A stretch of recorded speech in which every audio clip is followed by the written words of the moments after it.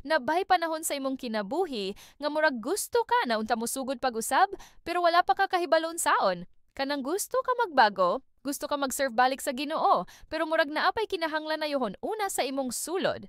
Ako, nakaagi ko ana. Before ko makamove forward sa mga plano, giingnan ko sa Ginoo, ay hasa, do na pay imong kasing-kasing nga kinahanglan na yohon.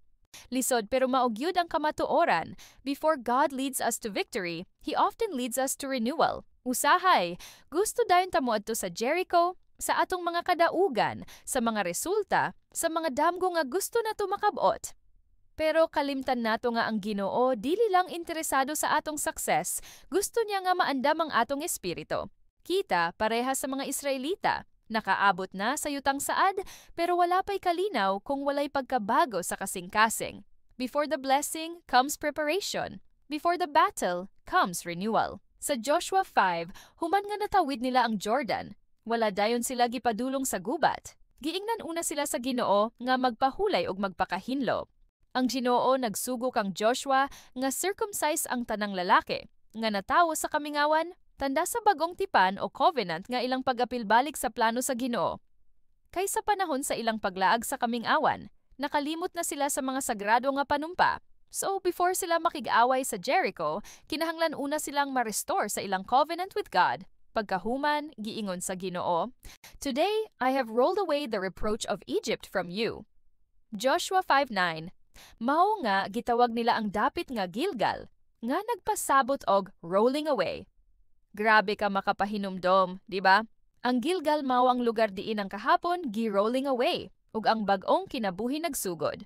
Ug pagkahuman ana, nagpakita si the commander of the Lord is army, kang Joshua. Usa ka divine encounter nga nagpahinumdom niya nga ang Ginoo mismo ang maguna sa ilang mga away. Take off your sandals, for the place where you are standing is holy. Joshua 5:15. Jandam una sa Ginoo si Joshua. Dili lang physically, kundi spiritually. Maybe ikaw karon naa sa Gilgal sa imong kinabuhi. Dili pa sugod ang gubat, dili pa nimo makabot ang imong Jericho, kay ang Ginoo gusto sa una nga maandam imong kasing-kasing. Ayaw kalain kung gipahulat ka ni Lord. Ayaw pud kahadlok kung gibati nimo nga gibalik ka sa Gilgal. Because Gilgal is not a setback. It's a setup for victory. God might be saying, "Before I give you the promise, I'll renew your heart." Unsa man ang kinahanglan nimong i-roll away karon? Pride, fear, unbelief. Let God do His work in your heart, because victory starts with surrender. Kita tanang gusto makasulod sa mga saad sa Ginoo, pero gusto usab niya nga mosulod siya sa atong kasing-kasing una. Ang Gilgal mahimong dapit sa kalipay kung atong tugotan siya magbago nato, because it's in our surrender that God prepares us for our greatest victories. So kung nakakaron sa Gilgal season, ayaw kasuko. Kay mao kana ang sinugdanan sa imong bag-ong pagsugod uban sa Ginoo. Closing prayer. Lord, salamat sa imong pagkamatinud-anon nga nag-una ka namo.